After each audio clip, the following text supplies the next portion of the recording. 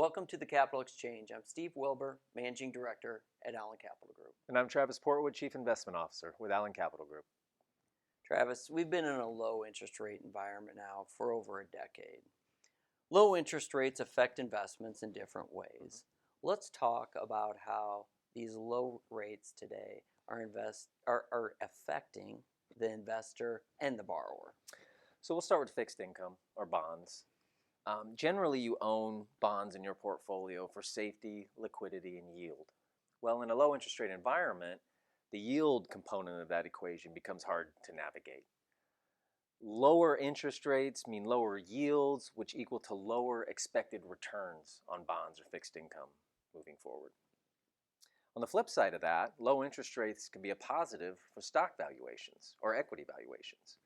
If you view the value of stocks as the discounted future cash flow, then low interest rates lead to low discount rates, which equal higher present values. At the same time, you've got the low expected return in fixed income.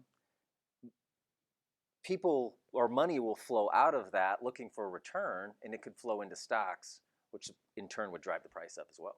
Yeah, another advantage to this low interest rate environment is people being able to have access to what I call cheap money. Dollars that they can get their hands on, and advantages to that, such as for mortgages, for a new home that they have. They're able to buy more home for their money. Auto loans, for an example, 0% for 72 months, just completely unheard of. The one that I like the best, though, is for the business owner. These lines of credits that they're able to get, where it really benefits them to help expand their business and grow their revenue. But there's a risk to all of this, of course. They have to have the ability to pay this back and not default. We've seen where too much of a good thing in the past can be really a bad thing. Right. If you're going to borrow or use leverage to expand your business, that's perfectly normal. You just want to make sure that that debt is productive so you can pay back the loan in the future. Yeah. So low interest rates are good for the net borrower, as you just pointed out. But for the net saver, it's the exact opposite, right? Because the money or the cash you're accumulating in your savings account isn't paying much interest these days. So if it's not paying interest, then inflation will just eat away or erode the value of that cash over time, even in the low inflationary environment we have right now.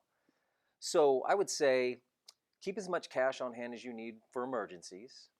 If you're a retiree, for foreseeable expenses, living expenses that you have planned out, and then enough to make you comfortable so you can withstand market turbulence, a big drawdown in the market like we saw in March. Having a cash buffer there often will help you not overreact in those type of environments. But beyond that, you should invest any extra cash you have to help mitigate the effect of inflation eating away at the value of it. No, you're absolutely right, Travis. This has been great. I look forward to it next week. I look forward to it as well.